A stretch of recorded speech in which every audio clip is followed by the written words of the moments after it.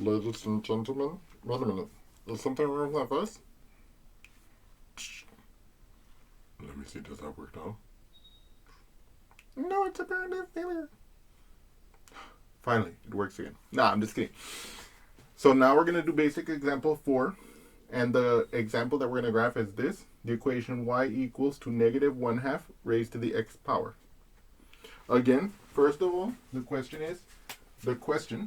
right, is this an exponential, right? We said that an exponential will be of the form b to the x, right, where the b is positive, right? So the question is, if I have an expression like this, negative 1/2 in parentheses to the x power, is this an exponential? And the answer is yes. And as I explained in the previous example, because of the order of operations, for any value of x, when I'm going to evaluate this expression, the 1/2 will first be raised to the x power, and only then will it be multiplied by the negative 1 in front. Okay? So this is a shorthand for negative 1 times, let's say, open bracket. I'm using an open bracket because it just looks nicer, but it's the same as a parentheses.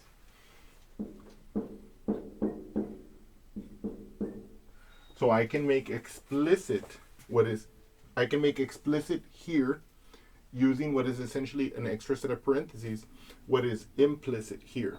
That is to say, what the calculation specified here is that 1/2 is being raised to the x, and only then being multiplied by negative 1.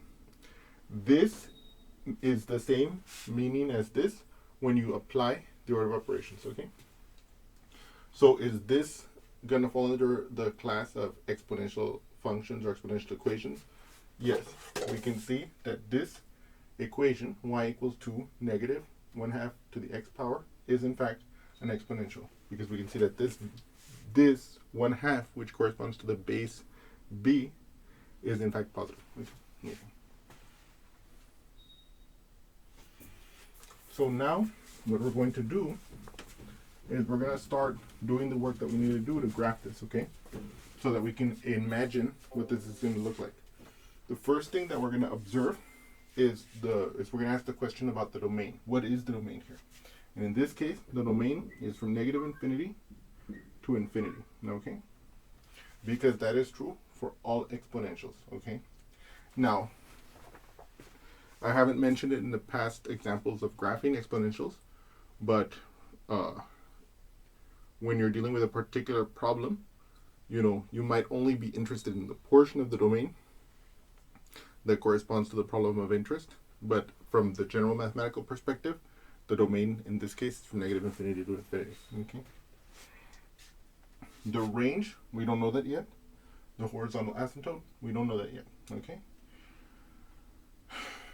Now, as you might already suspect, and as I've mentioned before, I've chosen this example for a particular pedagogic purpose, and I have chosen it in such a way that the table that I'm going to make will be using our familiar x values, which I'm going to make now, and this is going to give us the points that we're going to use when we're graphing our function. Okay, so I'm going to have x equaling negative 2, negative 1, 0, 1, and 2.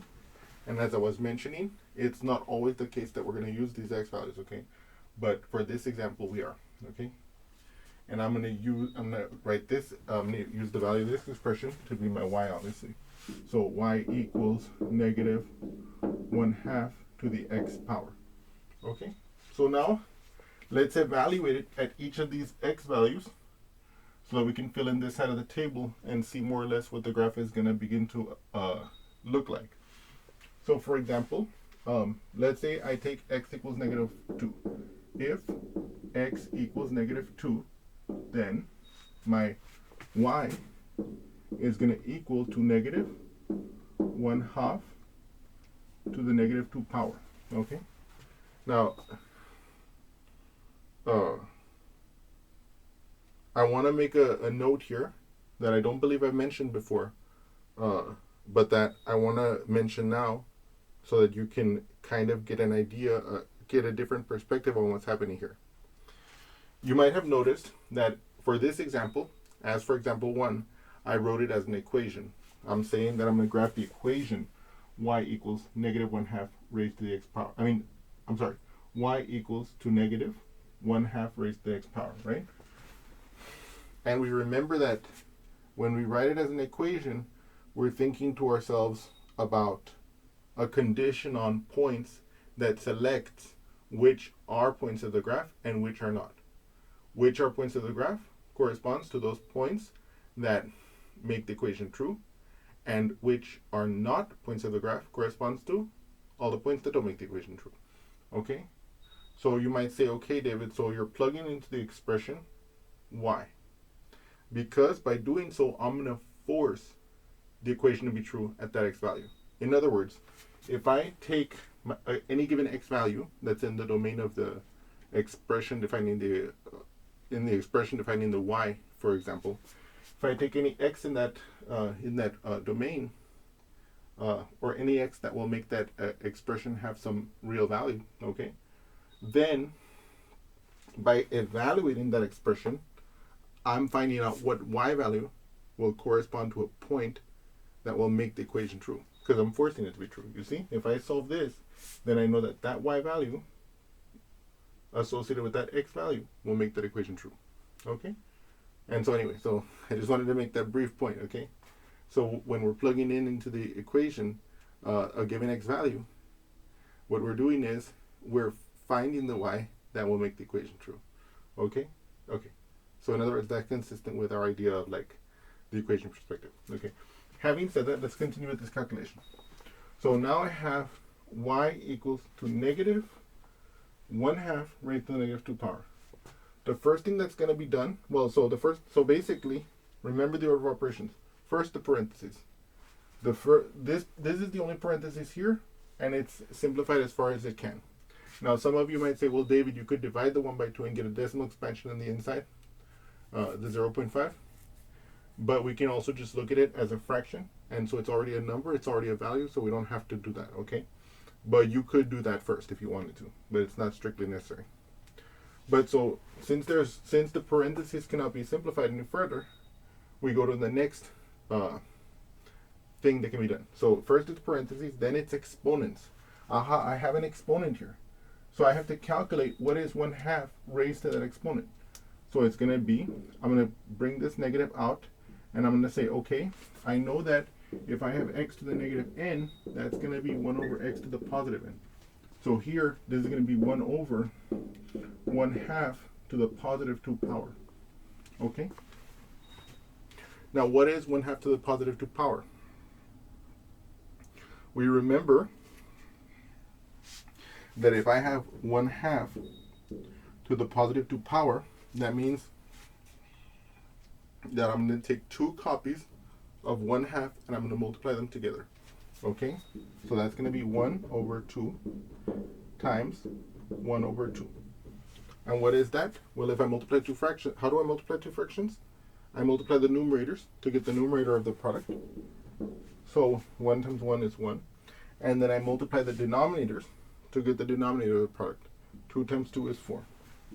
Okay? So I can simplify this expression to negative, open bracket, 1 over 4, using the calculation we just did here. Now, by the way, you might have noticed that here I wrote the 1/4 underneath in a parentheses. The reason I did that is because I want to make sure that I keep correct in my brain what corresponds to the numerator and what corresponds to the denominator. So for example,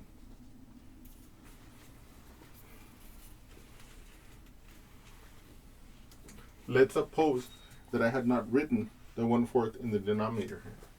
Then I might have gotten an expression that looked like this. Okay? And if you look at this expression, it seems totally, or at least to my eye, it doesn't look like it makes any sense at all. Right? And if you look at it like this, then it's very difficult to say what could happen. So I I could think of at least two different interpretations of this. It's possible that there could be more. But let's look at this together to get an idea. It could be, if you saw an expression like this, it could be the case that it's 1 over 1 divided by 4. I don't think any of you would tell me that it's unreasonable to suspect that that's one possible interpretation of an expression like this. And also, it could be interpreted as 1 over 4. Now, if I look at this expression on top, what's 1 divided by 1? That's just 1. So in this case, my numerator simplifies to 1, and I'm left with this expression being equal to 1 over 4. What about this expression on the bottom? Well, I have a 1 divided by a fraction. And what do we know about dividing by a fraction? Whenever we divide by a fraction, we multiply by the reciprocal of that fraction. Okay? So here, I'm going to have 1 times the reciprocal of this fraction. What's the reciprocal of 1/4? 4 over 1, right? Now we know that 1 times any number gives that same number. So 1 times a for any number is a. 1 times 3 is 3. 1 times 2 is 2, right? So 1 times 4 over 1 will be just 4 over 1, right? Now what is 4 over 1? If I have a fraction with a 1 in the denominator, then that fraction is equal to the numerator. In this case, just 4. And look at what happened here. Because we didn't label where the parentheses went, this absurd statement leads to two possible interpretations with different potential values. Okay, so my advice is always, whenever you're going to have like a fraction with fractions in the numerator and the denominator, or in the numerator or in the denominator, always never forget to put the parentheses to delineate what is what. Okay, so for example, here you can tell that this expression in the inside is exactly this one, which we saw simplifies to 4, right? So I can rewrite this as, let me get rid of this first.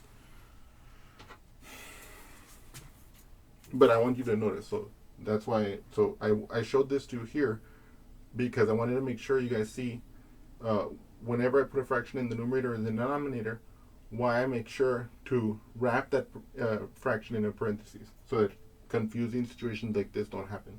Okay? But so we saw that 1 divided by 1 over 4 is equal to 4. Okay?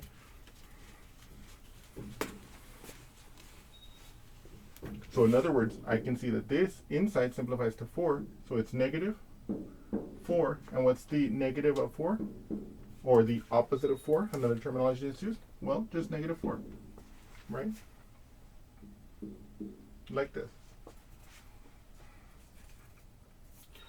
Now we're gonna fill out the rest of this table, okay? So now we're gonna ask,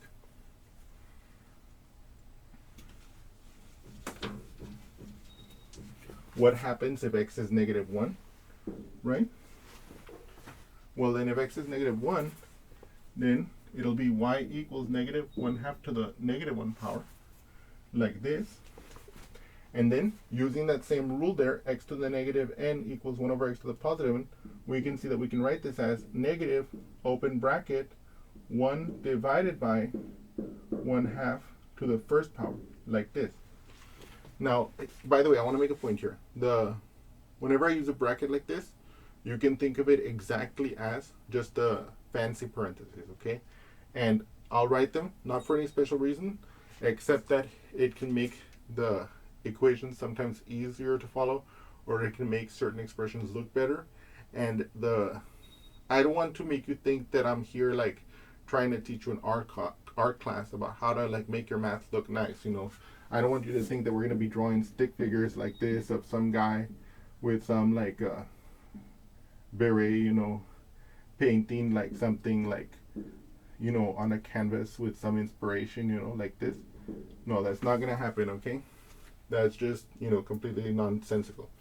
But the reason why I'm making a point about the way equations, expressions, and so on look on the paper or look on the board, or as you're doing the calculation, is that how you present it is gonna have an impact on um, on your ability to read it later, your ability to follow your own calculation as you're doing it, your ability to follow your calculation in the future. If you're studying from the test, you're looking at your notes later, studying from a test.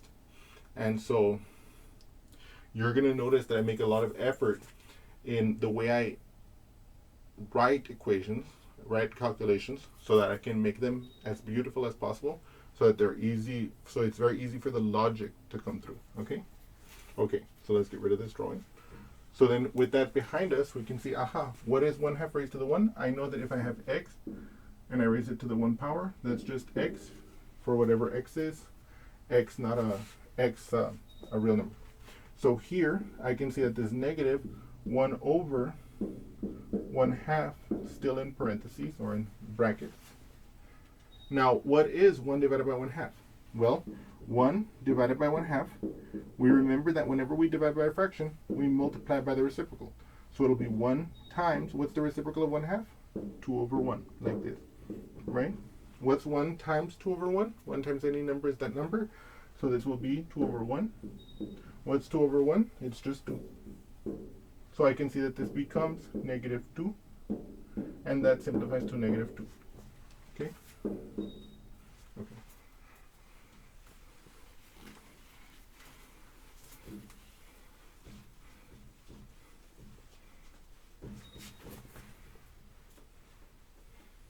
Now what if x is 0? If x is 0, then this is -1/2 to the 0 power. Well, this is nothing but negative, open bracket, 1/2 to the 0 power. I know that x to the 0 power, x not equal to 0, is 1. If I have x a real number, then if I raise x to the 0 power, then it's equal to 1. So in this case, -1, what is that? That's just -1, okay? Then we can look over here. Let's see the next situation.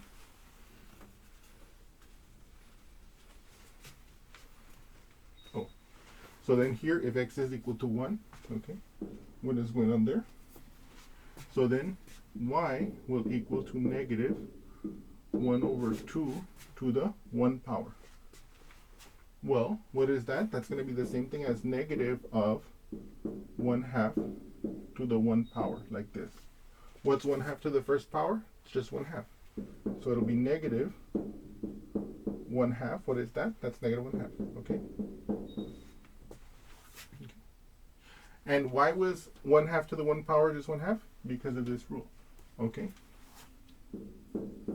And then finally, we can calculate this. We can calculate what the y will be if I let x equal to +2. Okay? So let's look at that together here.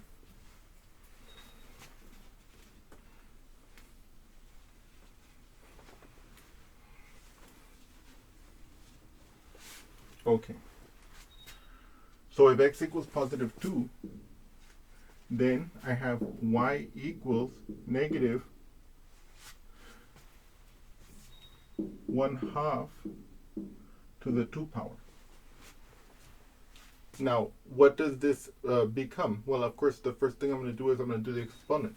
So this is going to be negative, open bracket, 1/2 to the square power, close bracket. What is 1/2 to the square power?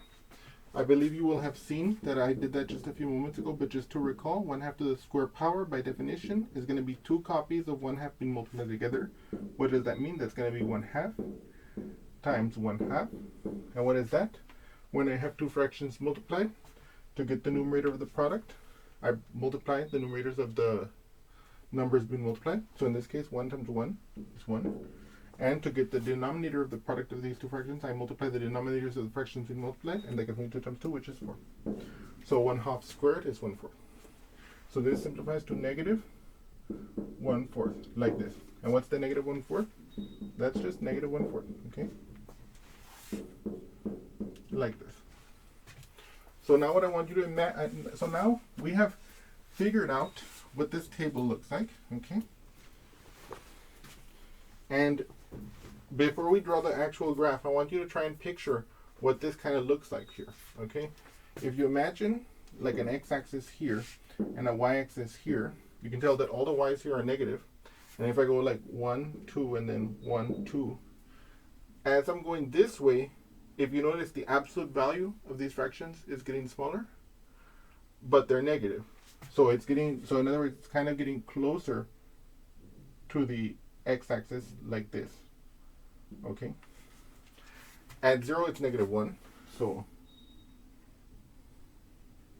like this, we can say that that's -1. And then at -1 and -2,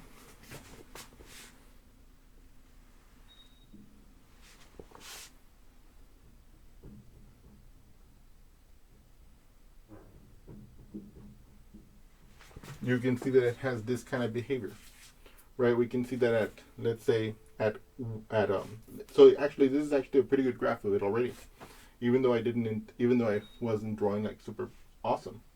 At -2, you see, it's at -4. You can see 1, 2, 3, 4.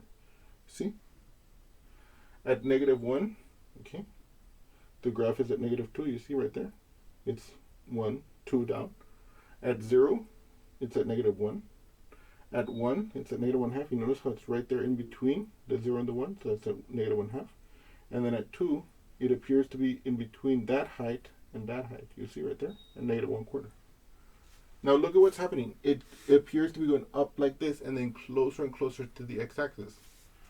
And it appears to be going down forever like this. So I'm gonna write this down here and I'm gonna justify it in a few moments, okay? The range here is gonna be from -infinity to 0. You can see it's gonna go down forever as we go to the, as we go this way, it's gonna go down forever. So every every negative value of y will be achieved, okay? And the horizontal asymptote, as we're going to the right along the x-axis, you can see how the graph appears to be getting closer and closer to the x-axis. So we can say that the horizontal asymptote is going to be y equals 0, which is just another way of saying the horizontal line that goes through the y value 0, or in other words, the horizontal line that corresponds to or is coincident with the x-axis, okay? So you might say to me, okay, David, that's great and all, but is there any way you can show that to me in another way? Is there any way you can convince me of this fact? And in fact, there is, okay? So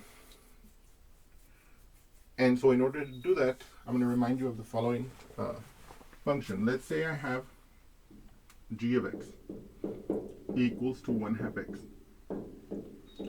In fact, if I'm not mistaken, we actually dealt with this one.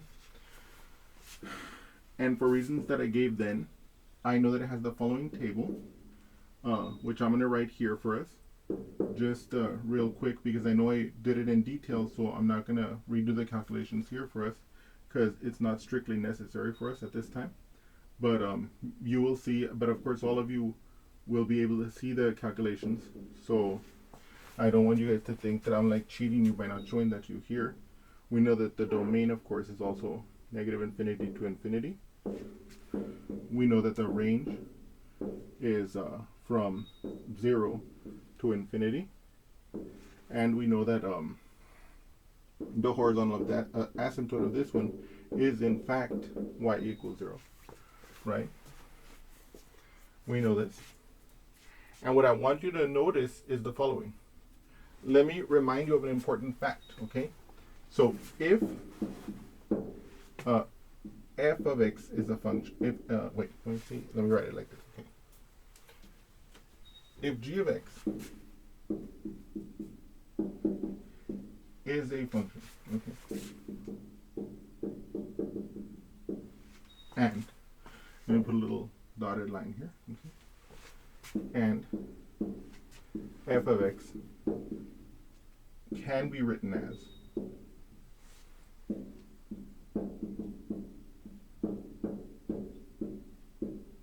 f of x equals the negative of g of x,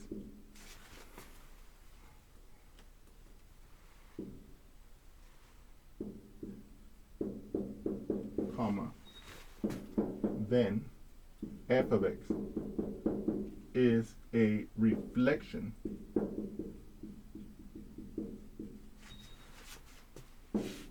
of g of x across the x-axis. Okay? So this is a fact. And what I want you to notice here, looking at it this way, I can see, aha, look at what y is. We already said,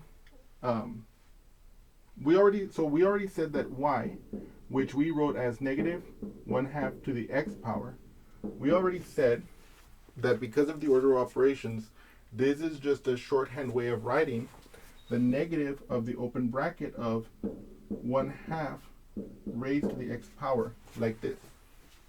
But look at that. What's 1/2 raised to the x power by itself? That's g of x. If we imagine g of x to be 1/2 to the x power. So it's negative, open bracket, g of x. Okay, and this is just the same as if I multiply the gx by -1. So that's just negative g of x. Okay. So what does that tell us? That tells us that the y is a reflection across the x-axis of this g of x. Okay. So we know that y is a reflection across the x-axis of g of x. Okay. Now what does that tell us? We know that the domain of the g of x was negative infinity to infinity. If you were to reflect that across the x-axis, so if you were to, flip it like this along the x-axis like this, you can see that that doesn't change any of the x values of any of the points. And so it wouldn't affect the domain in this case. What about the range? Well, we know that the range of the 1/2 to the x power is from 0, not including 0, all the way up to infinity, right? And we remember that the graph of that function looks like this, okay? Right? So if you flip it over, you can see, aha, it's exactly like the graph we have here. You see? It's the mirror image downward, which is what we see here. It's a reflection across the x-axis of g of x. So if the values of y for the g of x were from 0 to infinity, the values of y for its reflection will be from 0 to negative infinity. And that's how I know that the range is from negative infinity to 0. Okay? And now we also know that for the g of x over there, the 1/2 raised to the x power, it was going like this. And we argued that the horizontal asymptote that the graph had was the x-axis, because we saw that if we let x go off to infinity, right, as x gets larger, 1/2 raised to the x gets smaller, right? However, we saw it got smaller, but that it always stayed positive, and so therefore it would get closer and closer to the x-axis. The y values would get closer and closer to 0. The farther out you went in that direction, the more large x got positive, but that they would never turn 0, and that they would never go negative. So in other words, it gets closer and closer and closer, but it never touches or goes below the x-axis. Now, if you reflect that over, you can see that the same argument is going to be made, except that it's going to be going up toward, except that in this case, the reflection across the x-axis will go up toward the x-axis, but never touching it and never going beyond it. Okay? And so in other words, the x-axis will still be, but it will be the horizontal asymptote of the reflection across the x-axis. Okay? And so I wanted to show you this so you could get an insight as to how this happened. Now, it is important at this time for me to say one final thing about this function before we let it go, and it is the following. I can rewrite this expression for our function, or for our equation in this case, as negative, open parentheses, 2 to the negative x. Or not open parentheses, just like this. I can rewrite it as 2 to the negative x, like this. Okay? And the reason I want to make this, the reason why I want to show you that it can be written like this is because it's going to help us later on as we discuss other types of exponential graphs, and to be comfortable with both of these types of presentations, okay? And let me just show you that here, how I got that. I know that I can write this as negative, open bracket, 1/2 raised to the x power like this. And I remember that um, x to the negative n is equal to 1 over x to the positive n, right? So if this is 1 over 2, I can see that as 1 over 2 to the positive 1 power. And so I can see that, aha, if it's 1 over 2 to the positive 1 power, that's the same thing as 2 to the negative 1 power. So I can rewrite this as negative, open bracket, in parentheses, 2 to the negative 1 power raised to the x, like this. You see? And then, you see if that's legible? Okay, that's good. And then we know that if we have x raised to the n power raised to the m power, that's equal to x to the n times m power. Okay? And so here, if I have 2 raised to the negative 1 raised to the x, that's the same thing as 2 raised to the negative 1 times x. What is that? That's 2 raised to the negative x. So that'll just be negative 2 to the negative x. Okay? And so that's how I was able to get this expression for it. And so, and with that, we have finished our 4 basic examples. And I hope you've enjoyed this example, and I look forward to seeing you again soon. Thank you so much.